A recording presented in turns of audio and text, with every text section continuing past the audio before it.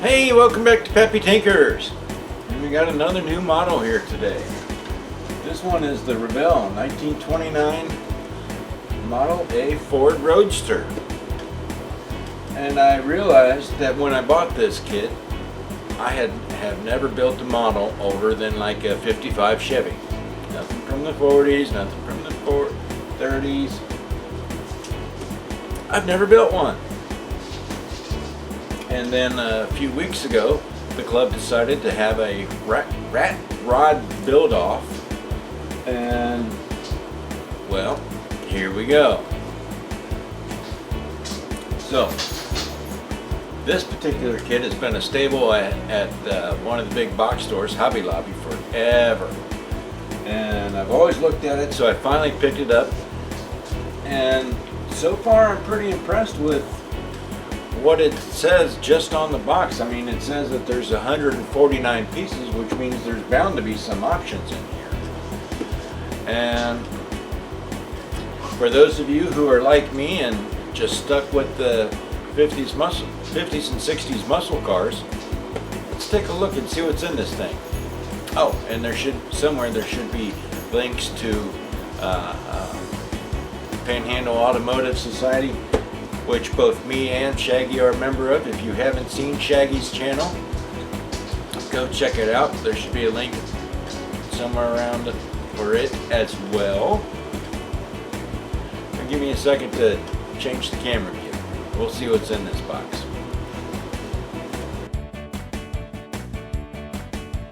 Whether you're painting model cars, armor, big rigs, t-shirts, or even people, Gallery has the right products for you. Don't forget to use code PAPPYTINKERS at checkout for 10% off. I've been getting so bored, looking for something to do.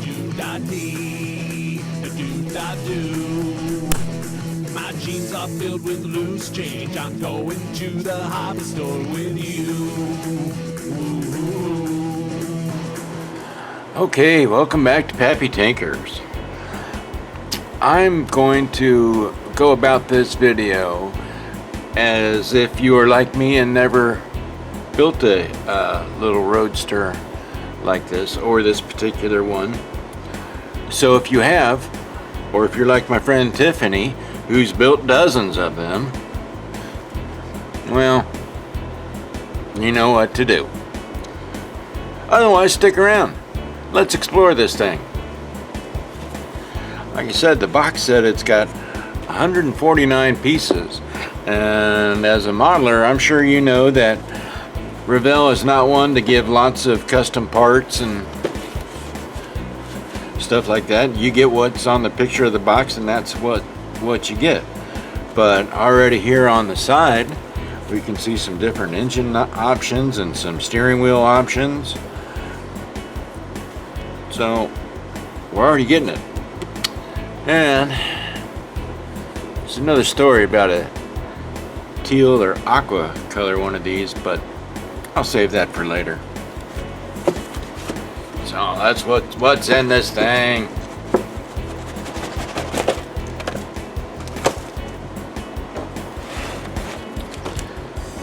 We got a box that's jammed full of parts.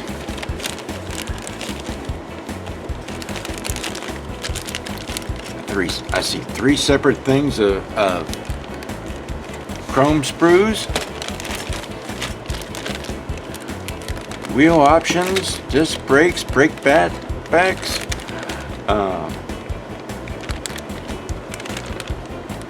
but you know what? Let's cut the bags open, and I'll be right back. Let's start off with the clear pieces. You know I'm not going to open them, but there are 3 different size headlights in here. That's pretty cool. So we already know we got some options for the headlights. It's like small, medium, and some big old bug eyes. No back window, and I did not see any clear red parts for the taillights, but maybe I just haven't seen them yet.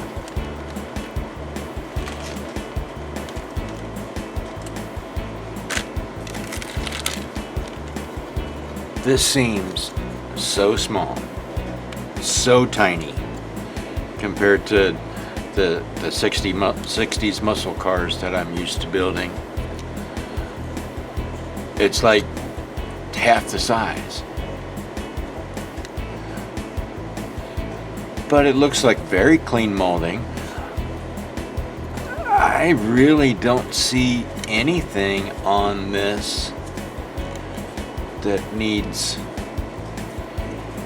sanding as far as, oh, there's a little bit right here on the trunk lid, but panel lines are deep enough. You can deepen them a little bit more if you wish. Yeah, I think I probably would go a little bit further. It's not like these were precision built cars. Yeah, that's pretty cool. Oh, and I don't know if the light is picking up this little swivel swirl right here in the plastic. I've always found that when I see these, if I don't prime it and put some sort of metallic paint on top, that I'll be able to see this little funky swirl line. Even though I can't feel anything, if I don't put primer on it, I'll see it after it's painted.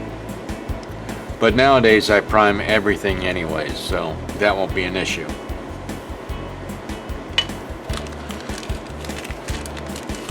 Let's look at some of these chrome stuff we got. Oh, nice bright shiny chrome oil pan. We have blower intake front and rear. Big old zoomy headers. It looks like triple deuce carbs and little breathers for the top of them. Alternator, that's probably trans pan. Look at that blower hood scoop is all one piece. That's pretty nice. Too bad the attachment points are where they are. Chrome oil filter is built into the oil pan. It looks like there's a bracket. Yeah, there's a bracket here on the front water pump cover for probably the generator or something. It's a nice little extra.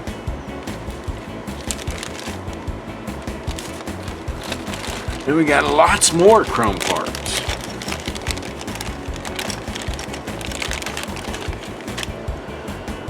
That great big beautiful 29 grill. This looks pretty sweet. Little thing of dashes, door handles, window frame. The chrome is just beautiful on this grill. Absolutely perfect. And I think it goes up and down like this. I think. Where's the box? Yeah. So they did that right, and the attachment points are down at the bottom, not at the top where it would mess up this beautiful chrome top. Good job, Revell.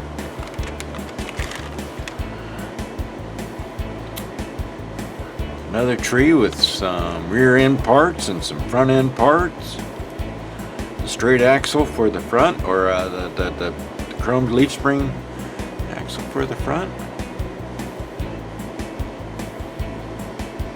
All of these look beautifully chromed.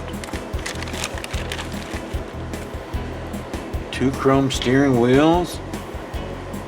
Some old style Ford hubcaps. Chrome springs. Look at all these headlight buckets. Small, medium, large. You got another project? Maybe something else these will go on? They will find a use, I am sure. Ladder bars. Trim rings. It looks like oh, I forget what these kind of rims were called. Spinners for them. Good looking spinners. Shifter and chrome rear differential cover. I'm pretty impressed with this so far. Look at this great big bag of pieces. for that itty bitty car. Check out some engine options. I see a triple deuce intake. This looks like more of a modern type fan belt setup. Little bitty short drive shaft. Blower belts.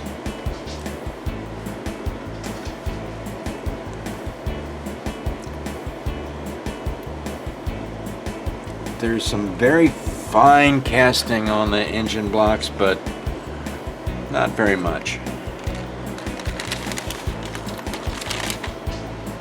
Nice, sturdy, and well-protected frame. I'm going to hope with this thick plastic that there should be no warpage on this. And you know what? With as thick as this stuff is right here, these are going to be saved, because I'm sure that can be used for lengthening a frame on something else. Oh, hey. Do I have two frames? I got two frames. I did not expect that. Wow. Apparently I also need to check the instructions to see what's going on. They are a little bit different. One is just a smidgen shorter than the other. Cool.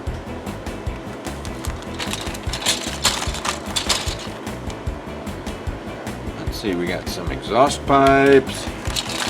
Boring. Side panels for car. Would these go on the outside of the body? Just go on the inside? These are part, I think this goes on that. Oh yeah, this is the interior door cards. So it's got that like tuck and roll pleating on it. That's pretty nice. Radiator, firewall. Nice set of seats. Steering shaft. Ow, ow, ow, ow. Look at this. Two of them. Am I missing something with this? Do I get two cars? Because this is a different set of frames and another steering thing. Fan. I've only seen one block, but I guess this is just gives you tons and tons of options for this. Okay, only one floor pan. So it's not a two kits in one thing, but plenty of options, that's for sure. Maybe that's why this kit is so popular, because you can do so much with it. You can get it multiple times and never build the same car. Some stock style wheels. And it's always preferable when they put the dust cover caps on the front wheels. So lame when they just do four like this. The only time you should have four wheels like this without the dust covers is if you're doing a trailer. Ah, and look at this. There's even little studs on the brake drums. So if you wanted to model this without the brake drum, without one of the tires on it, some of your work's already done for you. Nice modern gas tank. I think this is going to be fun. The hard part's going to be choosing all the stuff to do with it.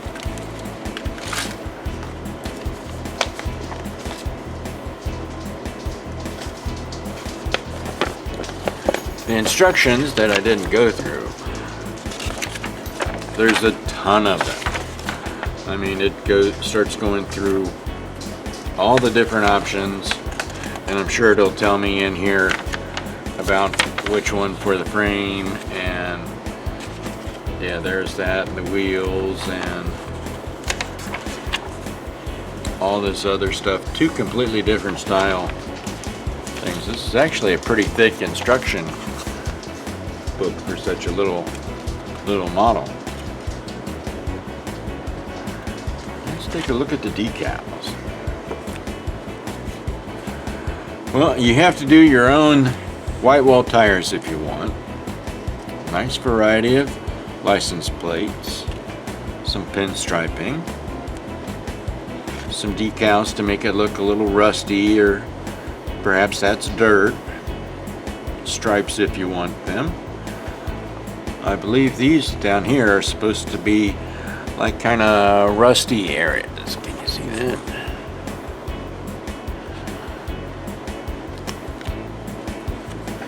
I can really understand why this is such a popular kit. So if you're like me, oh, check this out, check this out. Now this is hard to see, but here's the decal that goes on the shifter ball, which has the gear pattern on it. But there's also this eyeball to go on the shifter ball. That's really cool. Yeah, I love that. And actually, I have something similar to that I had on an old Jeep that I had. I used to love that thing. Or cue balls, yeah. Almost forgot to show you the tires. It was buried under all the other parts.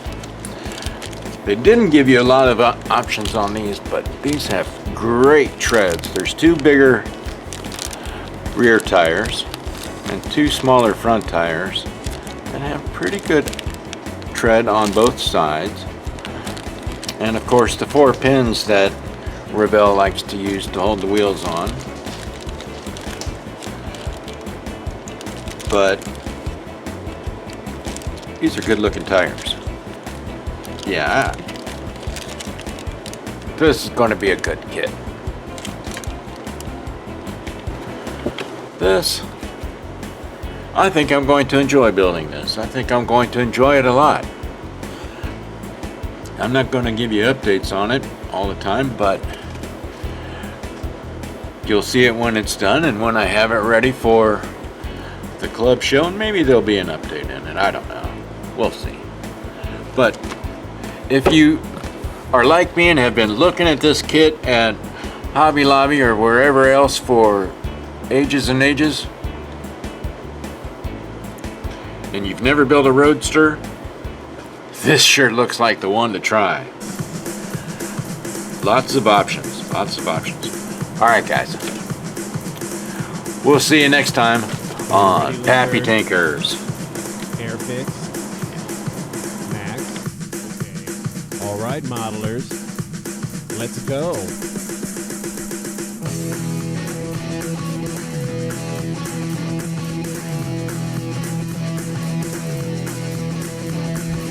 I've been getting so bored, looking for something to do. My jeans are filled with loose change. I'm going to the hobby store with you. Ooh.